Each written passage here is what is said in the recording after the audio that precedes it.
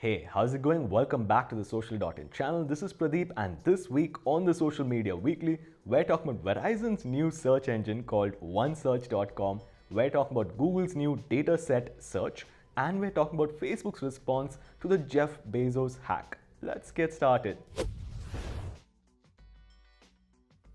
So the first story we have for you today is about Google rolling out a new search engine called the Google Dataset Search. So this search engine has rolled out of beta and has indexed over 6 million tables. A dataset, for example, is the number of cats in Norway between 2010 and 2018. Anyway, so this Google Dataset search engine has the following two new features. One, it allows users to filter their search results by images or by tables. And two, Google has added more information about the dataset. For example, which organization has published that dataset. It's extremely entertaining and useful. You can check it out in the link in the description. Our next story has to do with another new search engine launched by Verizon. So you can go over to Verizon's OneSearch.com today and make a privacy-focused search. Apparently, this search engine will have no cookies, no ad targeting, no personalization, no profiling, no data storage, and no data sale to third parties.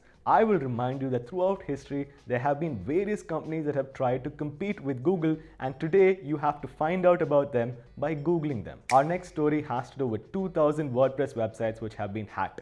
So last week we told you about research from a firm called WordFence, and this week it turns out that another firm called Securi, which is also a WordPress security plugin, has discovered that two plugins, Simple Fields and CP Contact Form with PayPal, have been hacked, so that hackers can inject JavaScript and redirect your website to other scam websites. Also, they can make modifications to your theme files and insert PHP backdoors so that they can access your website anytime they feel like it. Our next story has to do with Facebook.com and their response to the Jeff Bezos hack. So Jeff Bezos, I will remind you, is the world's richest man. He is the owner of Amazon and the Washington Post. It turns out that his phone was hacked last year, and details of his affair with Lauren Sanchez were leaked all over the internet. He hired a security firm called FTI to find out how his phone was hacked, and they have released information saying that he received a WhatsApp video file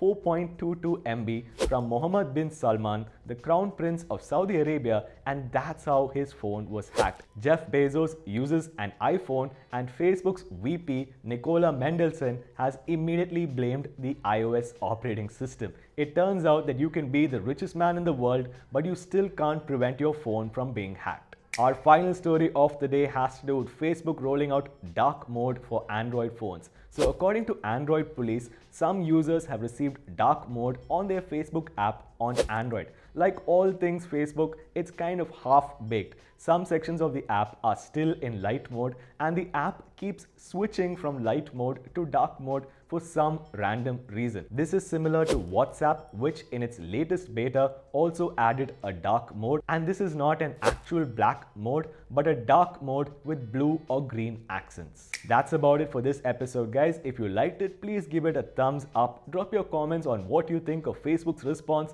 to the Bezos hack in the comment section down below. As always, please go over to YouTube and subscribe to the Social.in channel. Ring that notification bell so that you never miss a video, and we will see you guys in the next week's episode.